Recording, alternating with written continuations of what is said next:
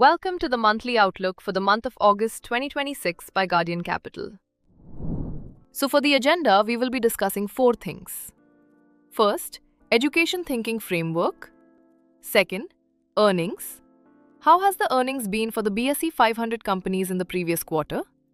Third, valuations and expectations. What are the valuations of BSE 500 and other indexes, and what are the expectations going forward? Fourth, sectoral view. Our first principle is that over a long period, earnings growth determines 80% of the returns.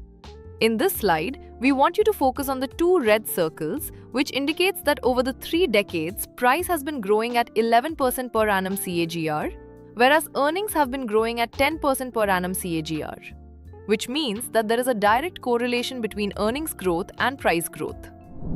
Principle 2 says that revaluation growth determines 20% of return.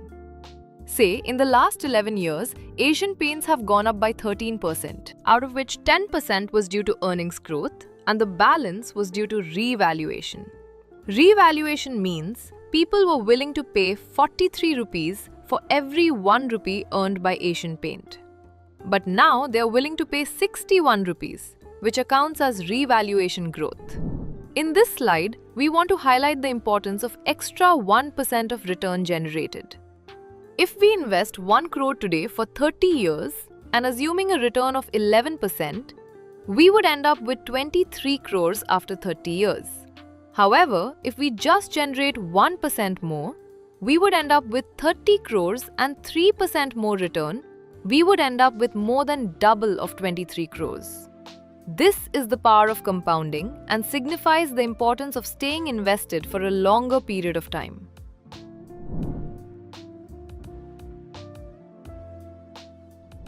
So now let's talk what were the major highlights for the previous month, that is July. Firstly, very interesting to know that foreign investors have turned net buyers after selling since a long period of time. So now how does this affect our portfolios? We can see increased liquidity in the stock market and in the stocks we trade in, and also because of the increased liquidity, the volatility can now be under control. Secondly, the news was about the monetary policy. Both the RBI and the US Fed haven't changed their monetary policy rates. So what does this mean?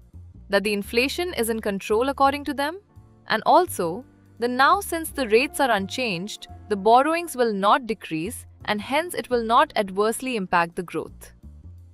Thirdly, talking about the GST collections hit a very highs of 2.11 lakh crore in July 2026. This was up approximately 15.4% since the last July. So what does this mean? Since GST is levied on the sale of goods, it shows strong demand. But one thing to see here is that 10% of the GST collections came from domestic demand, and a major part came from the export of the import of goods that India does import. So now we will be talking about the macros of the Indian economy.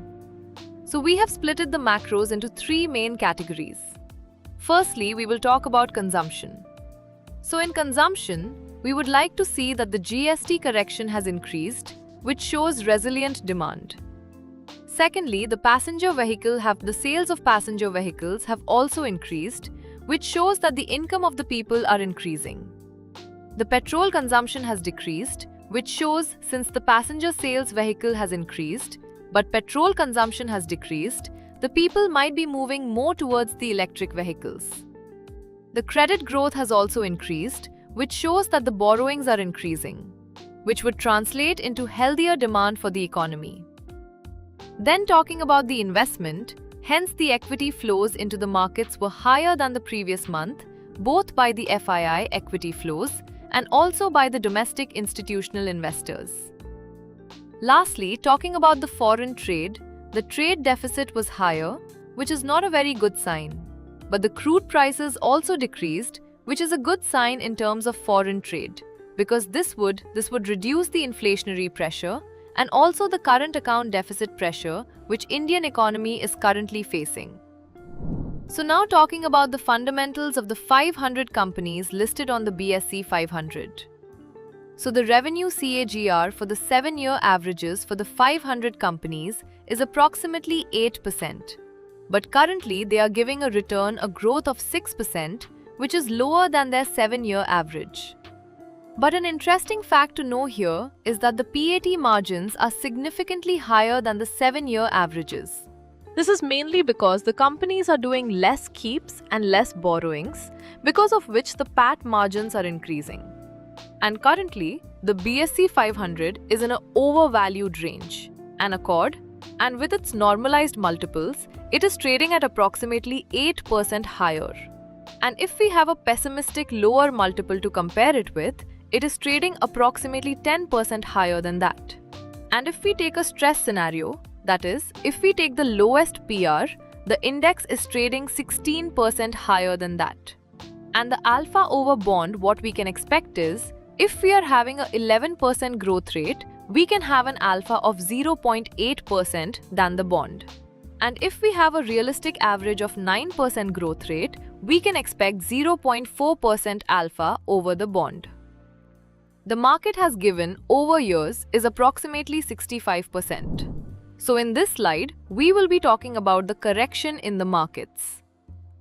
So as we can see that the heavier weighted stocks in the indexes are trading closer to their 52-week highs.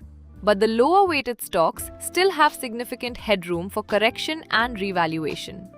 And there is also one takeaway from this slide is that the heavier corrections in the indexes, that is, corrections greater than 20% and 30%, were lower than the previous month, which signifies the rally in the markets what we saw in the month of July. So now we will be talking about the top 25 sectors of the economy. So in our analysis, what we found is 86% of the economy is currently fairly valued, with only 14% of the economy being overly valued.